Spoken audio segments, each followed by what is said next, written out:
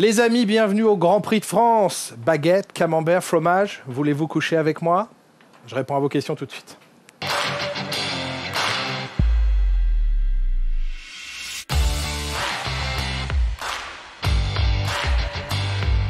La probabilité d'entendre la Marseillaise dimanche, elle est grande, elle est très grande, elle est même certaine. Pourquoi? Parce que la Marseillaise sera jouée sur la grille de départ dimanche par la Légion étrangère et la Marseillaise, sachez-le, sera interprétée par Sophie Tapie, la fille de Bernard Tapie. Et puis des raisons d'entendre la Marseillaise dimanche, on en a plusieurs, puisque la F2 est notamment présente. Théo Pourchère, Clément Novalak peuvent faire retentir la Marseillaise.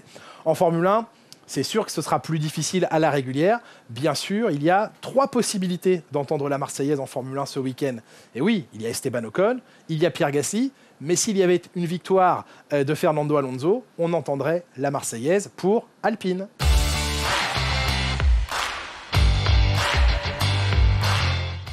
Mon cher Lilian, effectivement, il va faire très chaud ce week-end. Quel impact sur les monoplaces? Bien, tout va dépendre du choix effectué par les écuries.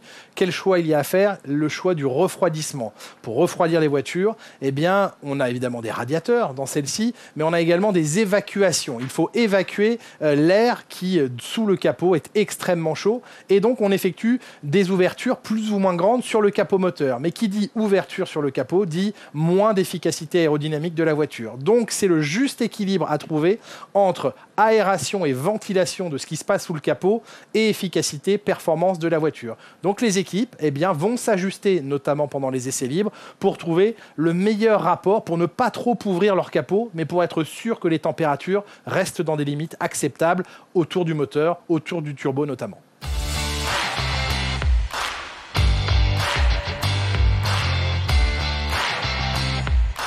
Vous le savez déjà, les éléments moteurs, au nombre de 7, sont limités dans leur nombre utilisable par saison. Il y a le moteur thermique, il y a le turbo, il y a les 2 systèmes de récupération d'énergie, il y a les batteries, la centrale électronique et les échappements. Eh bien, si vous dépassez le quota autorisé, vous prenez des pénalités. Il faut savoir qu'à la fin de chaque course, la FIA vient poser des scellés sur toutes ces pièces et il est interdit évidemment de faire sauter ces scellés sous peine de devoir changer de pièce et éventuellement de subir une pénalité. Il est donc impossible de passer au banc d'essai, par exemple, un moteur une fois qu'il a été mis en service. On entend par mise en service à partir du moment où la voiture a quitté la voie des stands pendant l'une des séances ou pendant le Grand Prix. La seule chose que peuvent éventuellement faire les équipes, les motoristes notamment, c'est d'utiliser un endoscope pour aller regarder à l'intérieur des cylindres par moment, mais également un tomographe. Retenez bien ce nom, c'est une sorte de scanner qui permet de passer donc des pièces à la radio et d'observer à l'intérieur ce qui se passe. Mais ouvrir un moteur, changer une pièce, une soupape ou autre chose est strictement interdit. Ce serait considéré comme un changement de moteur. Voilà pourquoi il y a toutes ces règles et surtout ces contrôles et ces sécurités posées par la FIA après chaque course.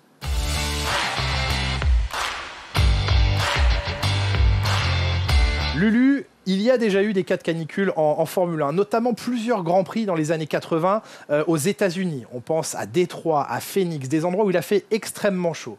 Mais j'ai appelé Jean-Louis Moncet, qui est la mémoire vivante de la Formule 1, et qui m'a parlé d'un Grand Prix en particulier, 1980, Grand Prix d'Argentine. C'était la première course disputée en Formule 1 par Alain Prost, et il a fait extrêmement chaud. À l'époque, Juan Manuel Fangio, lui-même, dirigeait ce Grand Prix, et il a pris les pilotes à part au tout début du week-end en leur disant: amis pilotes, il va falloir y aller tranquillement. Les pilotes ont tous été choqués que Juan Manuel Fangio leur demande d'y aller tranquille. Mais pourquoi l'Argentin leur demandait ça? Eh bien parce que l'asphalte, le revêtement posé au sol, vu la canicule que subissait à ce moment-là le pays, n'était pas en mesure de tenir. Et effectivement, le dimanche, on a vu s'effriter, partir en lambeaux le sol de ce Grand Prix d'Argentine. Et il y a d'ailleurs eu ce jour-là énormément d'abandons.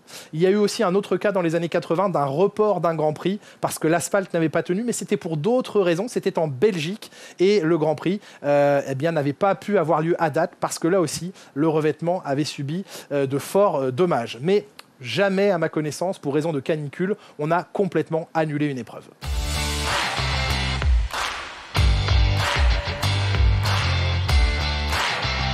Il y a 2 règles à respecter concernant la voiture de sécurité. Lorsque celle-ci est en piste, les pilotes doivent se suivre à une certaine distance et ne pas laisser la voiture de sécurité s'échapper. Il est également interdit de se dépasser pendant cette période de voiture de sécurité. Lorsque les feux sur la voiture de sécurité s'éteignent, ça signifie qu'elle va rentrer à la fin du tour dans lequel les pilotes se trouvent. À partir du moment où la safety car éteint ses feux, celle-ci s'éloigne pour rentrer au stand.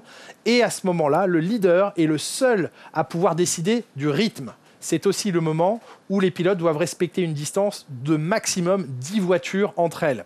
D'ailleurs, récemment, on a demandé à Carlos Sainz de laisser une distance de 10 voitures entre lui et Charles Leclerc, qui était en tête du Grand Prix de Grande-Bretagne, ce qu'il avait refusé de faire. La distance maximum, à ce moment-là, elle est de 10 voitures. Et le moment où les pilotes peuvent réaccélérer, c'est quand les drapeaux verts sont agités sur le circuit. Ça peut se faire avant le dernier virage, mais le pilote leader a jusqu'à la ligne de départ arrivée pour décider ou non d'accélérer. Il peut accélérer bien avant, s'il veut un peu piéger ses camarades. Il peut attendre jusqu'à la ligne. Ils n'ont pas le droit de se dépasser jusqu'à cette ligne de départ arrivée.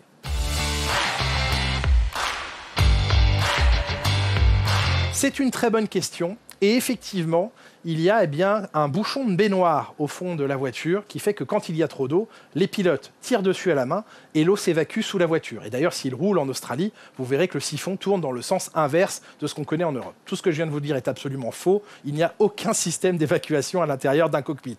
Mais dites-vous bien une chose, lorsque les pilotent sous la pluie, ils vont à une telle vitesse que l'eau ne peut pas véritablement rentrer et détremper leur habitacle.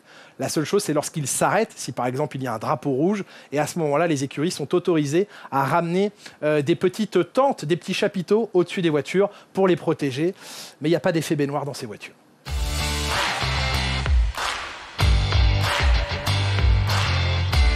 Émeric, il faut savoir qu'il y a 2 capteurs, 2 transpondeurs, c'est le mot que l'on donne à ces pièces qui permettent de lancer le chronomètre et de l'arrêter, surtout quand la voiture finit son tour.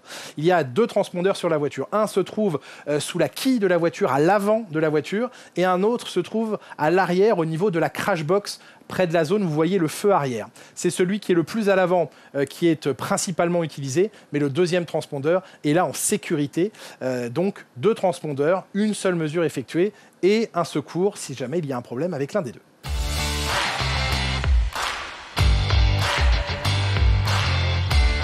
C'est vrai qu'il y a beaucoup d'inquiétudes autour du Grand Prix de France et du Grand Prix de Belgique. Les rumeurs que l'on entend et les quelques infos que l'on perçoit à l'heure actuelle feraient état d'un Grand Prix et d'un calendrier sans Grand Prix de France et sans Grand Prix de Belgique l'année prochaine. Mais à l'heure où on parle, il y a toujours des discussions, des tractations pour essayer, peut-être en alternance, de maintenir ces Grands Prix qui sont précieux au calendrier de la Formule 1.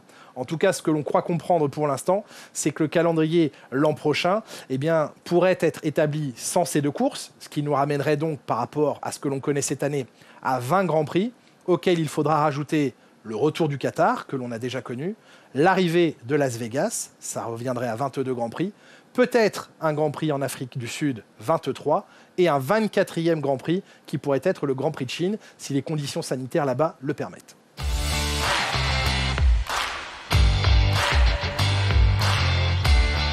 Alors Clémence, il faut savoir que ces bandes bleues et rouges, au-delà de donner un aspect très visuel, presque artistique à ce circuit, en tout cas une vraie signature, ont été mises en place à l'occasion de la réfection et de la rénovation complète de ce circuit. Ça s'est passé au début des années 2000. De 2000 à 2002, le circuit a été entièrement revu et est devenu le circuit Paul Ricard HTTT pour High Tech Test Track. Ça, c'était le nom un petit peu impressionnant de l'époque. Ces bandes, elles sont venues remplacer les bacs à gravier et les bacs à sable. Le circuit était avant tout une piste d'essai et l'objectif était de ne pas casser les voitures et de ne pas faire perdre de temps à toutes les écuries dans toutes les disciplines possibles qui venaient sur ce circuit.